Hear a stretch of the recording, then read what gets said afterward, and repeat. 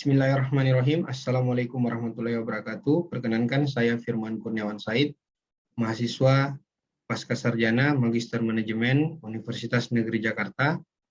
Pada kesempatan ini saya ingin mempresentasikan hasil penelitian saya sidang tesis dengan judul Analisis Kinerja Karyawan di Era Industri 4.0 Studi Kasus pada Bank Syariah. Pembimbing satu saya adalah Bapak Dr. Christian Wiradendi Wolor, Magister Manajemen, dan pembimbing dua saya adalah Bapak Usep Suhud, PhD. Penelitian ini dilatar belakangi oleh teori tentang industri 4.0, di mana era industri 4.0 mendorong SDM harus mampu merefleksikan kecanggihan teknologi dan literasi data berbasis pada kecepatan perkembangan teknologi sehingga akan lebih inovatif dan adaptif pada lingkungan kerjanya menurut Pratama dan Irianti 2020. Nah, penelitian ini dilakukan di Bank Syariah Indonesia, tepatnya kantor pusat Bank Syariah Indonesia. Kemudian pada tanggal 1 Februari 2020, Bank Syariah Indonesia, selanjutnya disebut BSI, ini merupakan bank syariah terbesar di Indonesia, merupakan hasil penggabungan atau merger dari 3 bank syariah punya pemerintah, yaitu Bank BRI Syariah, Bank Syariah Mandiri, dan Bank BNI Syariah menurut Al-Husain 2021. Nah, penelitian ini menggunakan 4 variabel: kinerja karyawan, kemudian variabel budaya organisasi, motivasi kerja, dan kompetensi karyawan. Secara teori, pada budaya organisasi, semakin baik nilai-nilai budaya organisasi yang ditanamkan dan dipahami oleh karyawan dalam kehidupan kerja, maka akan menghasilkan kinerja yang baik menurut Mubarak 2019. Pada motivasi kerja, karyawan yang termotivasi adalah aset berharga yang dapat memberikan nilai luar biasa bagi organisasi dalam mempertahankan dan memperkuat pertumbuhan bisnis dan pendapatnya, menurut Singh 2017. Pada kompetensi karyawan, pegawai didorong untuk mempelajari keterampilan baru yang selaras dengan industri 4.0 dan komitmen masing-masing departemen dalam menerapkan teknologi terkini.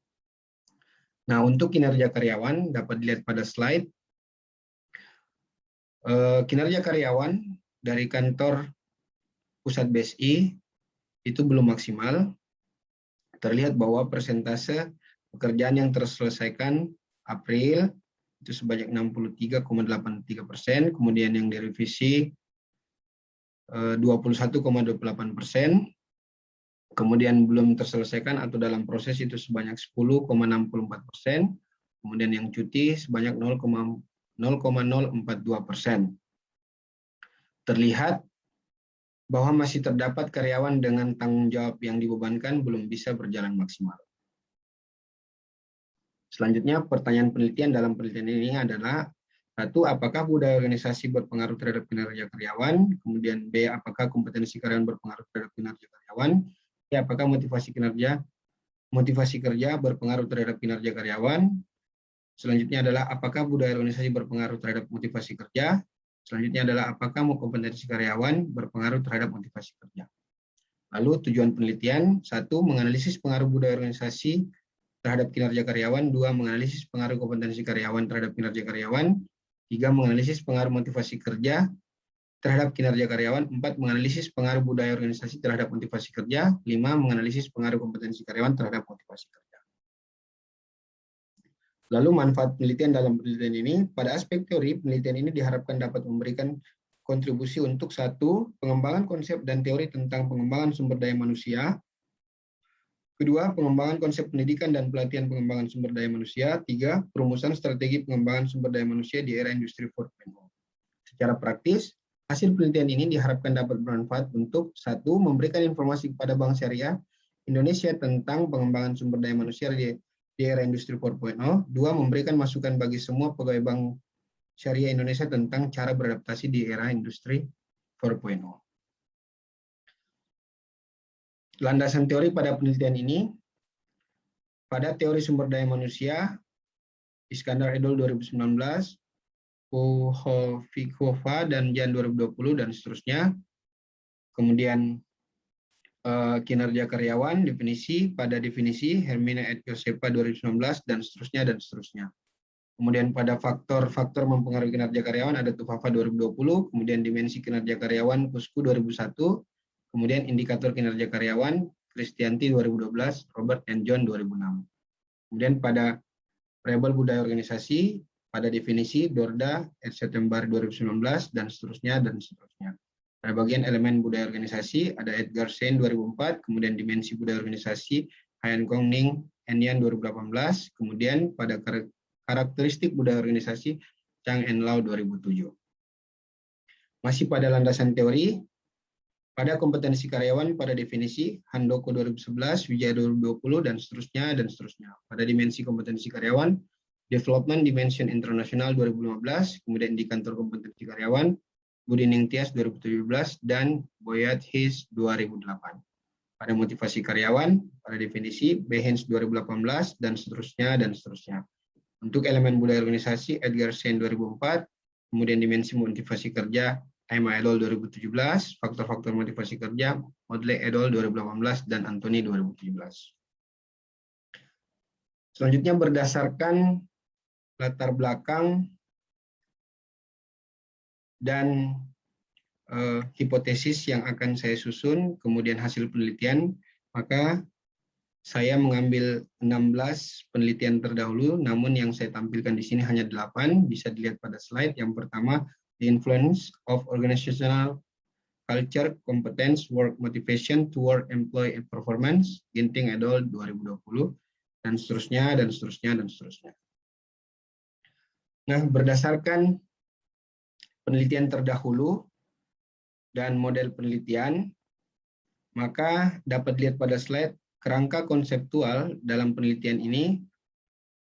Di sini terlihat bahwa variabel kinerja karyawan adalah variabel yang diukur, lalu ada variabel budaya organisasi sebagai variabel bebas, kemudian ada variabel motivasi kerja sebagai variabel intervening, lalu ada variabel kompetensi karyawan sebagai variabel bebas. Sehingga menghasilkan 5 hipotesis. 1, variabel budaya organisasi berpengaruh signifikan terhadap kinerja karyawan. 2, variabel kompetensi karyawan berpengaruh signifikan terhadap kinerja karyawan. 3, variabel motivasi kerja berpengaruh signifikan terhadap kinerja karyawan. 4, variabel budaya organisasi berpengaruh terhadap motivasi kerja. Dan yang terakhir, variabel kompetensi karyawan berpengaruh terhadap motivasi kerja. Nah, metode penelitian ini, waktu dan tempat penelitian, unit analisis dalam penelitian ini adalah di kantor pusat Bank Syariah Indonesia, antara lain Direktorat Wholesale and Transaction Banking, kemudian ada Direktorat Retail Banking, ada Direktorat Sales and Distribution, juga ada Direktorat Risk and Management, Direktorat Compliance and Human Capital, dan Direktorat Finance Strategy, dan Direktorat IT and Operation. Nah, penelitian ini dilakukan di kantor pusat Bank Syariah di Jalan Abdul Muiz nomor 24, Jakarta Pusat. Penelitian ini dilakukan dalam jangka waktu kurang lebih 1 bulan, dimulai pada Senin 9 Agustus kemarin, tahun 2021. Pengumpulan data dilakukan pada Senin 16 Agustus 2021, kemudian data yang diperoleh akan dianalisis dan dikembangkan. Nah, desain penelitian dalam penelitian ini dilaksanakan menggunakan metode pendekatan kuantitatif dengan metode survei, kemudian menggunakan SEM. Kemudian untuk mengetahui pengaruh antara variabel independen dan variabel dependen. Kemudian metode waktu pada penelitian ini menggunakan cross-sectional, ini menurut ASEAN dan Bestari 2020, di mana penelitian dilakukan pada satu waktu dan satu kali, kemudian tidak ada penelitian lanjutan untuk mencari hubungan antara variabel bebas dengan variabel terikat. Lalu populasi dan sampel pada penelitian ini adalah karyawan tetap pada departemen atau direktorat yang ada di kantor pusat Bank Syariah dengan jumlah karyawan 296. Kemudian ukuran minimal sampel yang diperlukan, maksimum likelihood. Nah, ini representasi tergantung pada jumlah rasio 5-10 kali jumlah indikator untuk setiap variabel teramati yang ada di dalam modal. Dalam penelitian ini jumlah indikator sebesar 40 atau 40 item pertanyaan dan menggunakan estimasi maksimum likelihood, maka dengan rule of thumb ukuran sampel yang diperlukan minimal 40 kali 5 sama dengan 200 responden dan ukuran sampel maksimum 40 kali 10 sama dengan 400 responden. Sehingga jumlah sampel dalam penelitian ini ditetapkan sebanyak 200 responden. Pada bagian operasional variabel penelitian, pada penelitian ini menggunakan variabel bebas, variabel terikat, dan variabel intervening. Nah, untuk variabel bebas, di sini ada variabel budaya organisasi dan variabel kompetensi karyawan dan motivasi kerja sebagai variabel intervening. Budaya organisasi, penelitian ini untuk kinerja karyawan, maka dimensi budaya organisasi yang digunakan sebagai berikut: inovasi, orientasi hasil, orientasi tim, orientasi orang, dan keagresifan. Untuk motivasi kerja, penelitian ini untuk kinerja karyawan, maka dimensi motivasi kerja yang digunakan sebagai berikut: gaji, bonus, apresiasi kerja, dan promosi jabatan.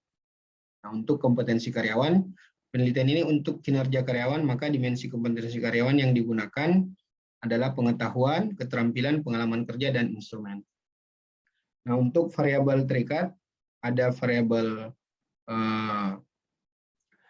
variabel yang dapat dipengaruhi oleh variabel bebas. Penelitian ini variabel terikat dalam penelitian ini adalah variabel kinerja karyawan. Penelitian ini untuk mengukur kinerja karyawan maka menggunakan dimensi kuantitas, kualitas, biaya, dan waktu. Selanjutnya, teknik pengumpulan data dalam penelitian ini. Yang digunakan dalam penelitian ini adalah melalui kuesioner yang diisi oleh responden yang terpilih dan informasi tentang beberapa hal yang berkaitan dengan kondisi karyawan. Lalu teknik analisis data, ini bertujuan untuk menguji instrumen. Tujuan diadakan uji coba adalah diperolehnya informasi mengenai kualitas instrumen sudah atau belum memenuhi persyaratan yang digunakan. Lalu uji validitas. Uji validitas adalah ketepatan atau kecermatan suatu instrumen dalam mengukur apa yang ingin diukur. Nah, uji validitas diperoleh dengan cara mengkorelasi setiap skor indikator dengan total skor indikator variabel. Selanjutnya, uji reliabilitas. Pengukuran ini dapat memberikan hasil yang relatif tidak berbeda bila dilakukan pengukuran kembali terhadap subjek yang sama menurut Hull 2016. Lalu pada uji hipotesis, di sini terdapat dua hasil menerima atau menolak. Nah, dalam penelitian ini diajukan uji hipotesis kepada 5 hipotesis yang diajukan dengan analisis data dilakukan dengan Structural Equation Model atau SEM. Selanjutnya, kriteria Good News of Fit. Ini adalah kesesuaian model yang dievaluasi melalui telah terhadap berbagai kriteria Good News of Fit. Tindakan pertama adalah mengevaluasi apakah data yang digunakan dapat memenuhi asumsi-asumsi SEM, yaitu ukuran sampel, normalitas, linearitas, outliers, multicollinearity, dan singularity. Setelah itu, peneliti melakukan uji kesesuaian dan uji statistik. Beberapa indeks kesesuaian dan cut-off value yang digunakan untuk menguji apakah sebuah model diterima atau ditolak. Lanjut pada hasil penelitian dan pembahasan. Satu, di sini ada deskripsi data penelitian, lokasi penelitian di Kantor Pusat Bank Syariah Indonesia. Nah, penelitian ini memiliki profil responden. Satu, subjek dalam penelitian ini adalah karyawan Bank Syariah Indonesia. Kriteria responden yang digunakan pada penelitian ini yaitu karyawan tetap yang berada di Kantor Pusat Bank Syariah Indonesia. Nah, untuk memulai penelitian ini, peneliti menggunakan dua pertanyaan screening sebagai pertanyaan awal berdasarkan pengetahuan tentang era industri 4.0. Dapat dilihat A1 adalah pertanyaan tentang pemahaman tentang era industri 4.0 di mana responden sebanyak 180 responden menjawab paham. Kemudian A2 pertanyaan tentang frekuensi mereka atau responden mengikuti seminar tentang era industri 4.0 di mana sebanyak 175 responden menjawab paham dan 25 menjawab tidak. Lalu selanjutnya distribusi responden berdasarkan jenis kelamin. Dalam penelitian ini responden mayoritas responden adalah perempuan dengan frekuensi 110 dengan kumulatif persen 55,0. Sementara laki-laki 90 dengan kumulatif persen sebanyak 100%. Dan total responden adalah 200. Lanjutan profil responden. Distribusi responden berdasarkan usia, di mana usia responden dengan rentan 31 sampai 40 tahun sebagai rentan usia yang mayoritas, frekuensi 86, dengan kumulatif persen 81%. Selanjutnya, distribusi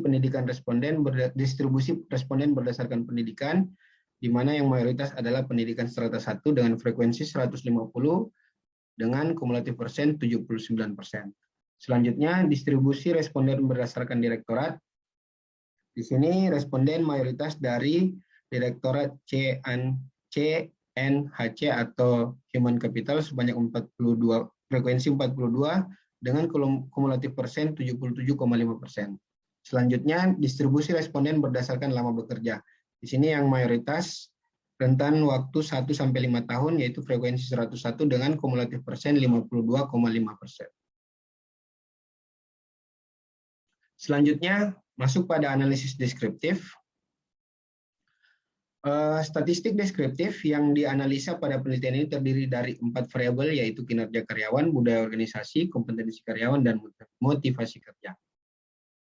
Analisis statistik deskriptif digunakan untuk mengetahui respon atau pernyataan yang diajukan kepada responden dengan melihat skor atau nilai dari hasil kuesioner yang mempunyai skor jawaban terdiri dari 1, 2, 3, 4, dan 5. Analisis deskriptif menggunakan skor dari hasil kuesioner dengan 5 pilihan jawaban, yaitu sangat setuju sama dengan 5, setuju sama dengan 4, netral sama dengan 3, tidak setuju sama dengan 2, dan sangat tidak setuju sama dengan 1. Analisis deskriptif kinerja karyawan berdasarkan skor hasil kuesioner, nilai rata-rata atau mean, dan standar deviasi yang telah diolah dengan software IBM SPSS Statistik 25. Pada variabel kinerja karyawan, analisis deskriptif variabel karyawan berdasarkan skor hasil kuesioner, mean, dan standar deviasi menunjukkan bahwa nilai rata-rata tertinggi dari variabel kinerja karyawan indikator adalah K8, yaitu saya selalu datang ke kantor sesuai waktu yang ditetapkan. Dengan nilai mean 4,25 dan nilai standar deviasi 0,684 dan variance 0,467.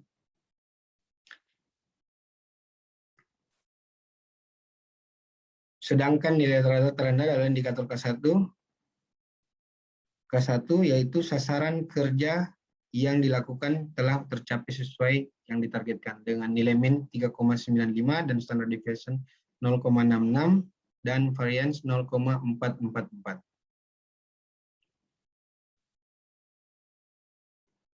Nah, selanjutnya pada variabel budaya organisasi dapat dilihat berdasarkan skor hasil kuesioner, mean, dan standar deviasi menunjukkan bahwa nilai rata-rata tertinggi itu ada pada indikator BO7, bahwa saya merasa puas dan nyaman dengan fasilitas yang ada dan model kepemimpinan dengan nilai min 3,8.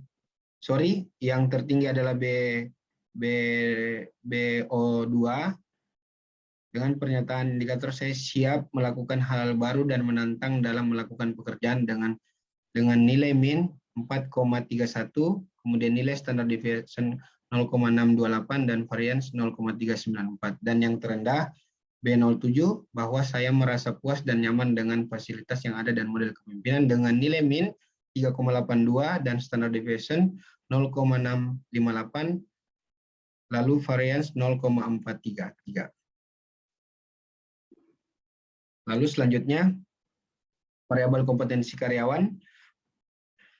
Berdasarkan skor hasil kuesioner, mean, dan standar deviasi menunjukkan bahwa nilai rata-rata tertinggi dari variabel kompetensi karyawan yaitu indikator KK2, yaitu saya memahami tugas dan tanggung jawab yang diberikan perusahaan kepada saya dengan nilai min 4,28, standar deviasi 0,567, dan varian 0,321. Selanjutnya, nilai rata-rata terendah pada indikator KK7 bahwa saya memiliki pendidikan sesuai dengan tanggung jawab yang diberikan dengan nilai min 3,93, standar deviation 0,850, dan varian 0,723. Selanjutnya pada variabel motivasi kerja, berdasarkan skor hasil kuesioner, mean, dan standar deviasi menunjukkan bahwa nilai rata-rata tertinggi yaitu indikator MK6, bahwa perusahaan menyiapkan tunjangan kesehatan untuk karyawan dengan nilai min 4,01, nilai standar deviation 0,747, variance 0,558. dan yang terendah adalah MK2, bahwa gaji yang saya terima sesuai dengan keinginan dan kebutuhan dengan nilai min 3,12, standar deviation 0,771, dan variance 0,595. Selanjutnya hasil uji validitas.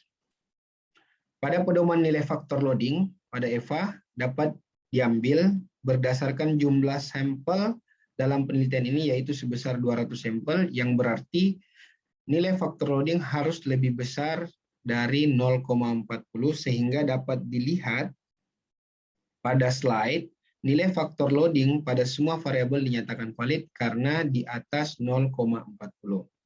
Selanjutnya hasil uji reliabilitas. Dapat kita lihat pada slide bahwa nilai Cronbach alpha pada semua variabel melebihi nilai kritis sehingga semua variabel dinyatakan reliable. Selanjutnya pada uji hipotesis atau hasil uji hipotesis. Tahap pertama adalah first order confirmatory factor analysis. Hasil uji first order kalau di atas menunjukkan bahwa model kinerja karyawan memiliki penerimaan yang baik dengan nilai indeks P sebesar 0,875. Kemudian budaya organisasi memiliki penerimaan yang baik dengan nilai indeks P sebesar 0,619. Kemudian kompetensi karyawan memiliki penerimaan yang baik dengan nilai P sebesar 0,187 dan motivasi kerja memiliki penerimaan yang baik dengan nilai indeks P sebesar 0,83. Selanjutnya dapat dilihat fit model modification structural SEM dengan nilai chi-square 72,973, probability 0,1414, kemudian C-min 1,237, GFI 0,948, kemudian AGFI 0,921, TLI 0,977, RMSEA 0,034. Lalu pada pengujian hipotesis, dapat dilihat hipotesis H1, apakah budaya organisasi berpengaruh terhadap kinerja karyawan dengan nilai SN 0,101 dan nilai CR 2,015. Maka dengan itu hasil uji hipotesis diterima. Untuk H2, pengaruh kompetensi karyawan terhadap kinerja karyawan dengan nilai SN 0,095 dengan nilai CR 3,240. Dengan hasil uji hipotesis diterima. Kemudian H3, motivasi kerja, pengaruh motivasi kerja terhadap kinerja karyawan dengan nilai SN 0,062, kemudian nilai CR 2,288, dengan hasil uji hipotesis diterima. Kemudian hipotesis 4, pengaruh budaya organisasi terhadap motivasi kerja dengan nilai SE 0,147 dan nilai CR 1,751, hasil uji hipotesis ditolak. Kemudian hipotesis 5, pengaruh kompetensi karyawan terhadap motivasi kerja dengan nilai SE 0,160, kemudian nilai CR 1,981, dengan hasil uji hipotesis diterima. Lalu uji koefisien determinasi. Indikator kinerja karyawan menjelaskan 52,5% variannya, dengan kata lain varian error kinerja karyawan adalah sekitar 47,5% dari varian kinerja karyawan itu sendiri. Indikator motivasi kerja menjelaskan 54,2% variannya, dengan kata lain varian kesalahan motivasi kerja adalah sekitar 45,8% dari varian motivasi kerja itu sendiri. Kemudian indikator kompetensi karyawan menjelaskan 67,1% variannya, dengan kata lain varian kesalahan kompetensi karyawan kira-kira 32,9% dari varian kompetensi karyawan itu sendiri. Lalu indikator budaya organisasi menjelaskan 55,9% variannya, dengan kata lain varian kesalahan budaya organisasi adalah sekitar 44,1% dari varian budaya organisasi itu sendiri. Jadi dapat disimpulkan bahwa model cukup baik. Kemudian masuk pada pembahasan hasil pengujian. 1. pengaruh budaya organisasi terhadap kinerja karyawan. Hal ini memberi gambaran bahwa mayoritas karyawan telah memahami tentang budaya organisasi. Hasil penelitian ini sejalan dengan Aina Nur dan Tirta Yasa 2018 bahwa budaya organisasi berpengaruh secara signifikan terhadap kinerja karyawan. Begitupun dengan hasil penelitian yang dilakukan oleh Ainur dan Tirta Yasa yang sejalan dengan penelitian ini bahwa dari gambaran hasil penelitian ini terhadap pengaruh budaya organisasi yang dihubungkan dengan kinerja karyawan, maka dapat dijelaskan jika budaya organisasi berkaitan dengan situasi, paradigma, perasaan, dan perilaku karyawan. Masih lanjut pembahasan hasil pengujian. Yang kedua, pengaruh kinerja karyawan terhadap kinerja karyawan. Pengaruh kompetensi karyawan terhadap kinerja karyawan. Penelitian ini dilakukan oleh Ginting et al. Bahwa kompetensi berpengaruh signifikan terhadap kinerja karyawan. Hal ini sejalan dengan hasil penelitian ini. Begitupun juga dengan penelitian yang dilakukan oleh Primanita et al. 2018 dapat diketahui bahwa variabel kompetensi karyawan secara parsial berpengaruh positif sangat signifikan terhadap kinerja pegawai, sehingga H1 diterima. Kemudian yang ketiga, pengaruh motivasi kerja terhadap kinerja karyawan. Dari hasil penelitian antara hubungan variabel motivasi kerja terhadap kinerja karyawan adalah pengaruh tersebut dapat diterima dengan baik. Di sini ada sejalan dengan teori Choa and Yang 2018 bahwa motivasi sangat dibutuhkan di dalam suatu perubahan untuk mencapai tujuan perusahaan, serta peradaban sumber motivasi setiap orang dan harus diperhitungkan sebab tidak ada manusia yang sama satu sama lainnya. Kemudian yang keempat, pengaruh budaya organisasi terhadap motivasi kerja. Variabel organisasi tidak berpengaruh signifikan terhadap motivasi kerja di PT Bank Indonesia dan tidak memiliki pengaruh yang cukup kuat dengan nilai standardized regression weight sebesar 0,160. Selanjutnya yang terakhir, pengaruh kompetensi karyawan terhadap motivasi kerja. Dari hasil pengujian antara hubungan variabel kompetensi karyawan terhadap motivasi kerja diperoleh hasil nilai probabilitas sebesar 0,048 yang memiliki nilai lebih kecil dari 0,05 dan nilai CR atau critical ratio sejumlah 1,981 yang berarti nilai ini lebih besar dari nilai standar critical ratio yaitu 1,96. Yang terakhir, penutup. Kesimpulan, 1. Budaya organisasi memiliki pengaruh positif signifikan terhadap kinerja karyawan. Hasil penelitian ini sesuai dengan tujuan penelitian sebagai hipotesis pertama atau H1. Kemudian kedua, kompetensi karyawan memiliki pengaruh positif signifikan terhadap kinerja karyawan. Hasil penelitian ini sesuai dengan tujuan penelitian sebagai hipotesis kedua.